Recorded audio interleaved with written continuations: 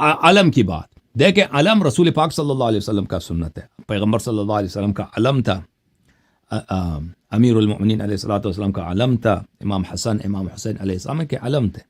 کربلا میں امام حسین علیہ السلام کا علم تھا. ٹھیک ہے نا.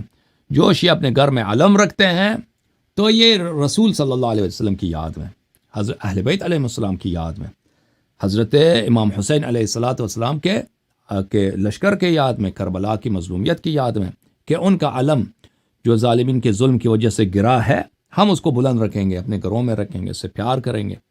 تو یہ جو ہے علم، یہ کوئی بدعت تو رہی ہے تو نہیں ہے، رسول پاک صلی اللہ علیہ وسلم کا علم ہے. سب روایات میں، آپ کی کتب ہمارے کتب میں.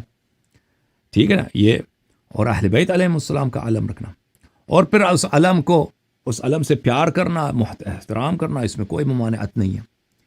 کہ یہ علم جو رسول پاک صلی اللہ علیہ وسلم، ویسے وہ تو ایک لکڑ ہے، ایک کپڑا ہے، اور کچھ بھی نہیں ہے. ٹھیک ہے نا. رسول پاک صلی اللہ علیہ وسلم کے زمانے میں بھی آپ جاتے ہیں نا، ایک لکڑی ہے، ایک کپڑا ہے.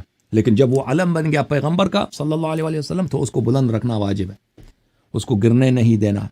غزوہ موتا میں کتنے لوگ شہید ہو گئے؟ حضرت زید ابن حارثہ، حضرت عبداللہ ابن رواحہ، حضرت جعفر طیار، علم کو بلند رکھتے ہوئے شہید ہو گئے. ٹھیک ہے نا. کہ عالم کو نہیں کرنے دینا، کیونکہ پیغمبر صلی اللہ علیہ وسلم کا عالم ہے. تو اگر اس سے پیار کیا، اب لوگ جو ہے نا، یہ جو باقی جو آپ نے بتایا کہ اس پہ حاضری کرتے ہیں وغیرہ کرتے ہیں، تو یہ کلچر ہے، یہ کلچر ہے، یہ دین کا جو یہ اس میں منع بھی نہیں، دین میں کہ آپ منع ہو نہیں.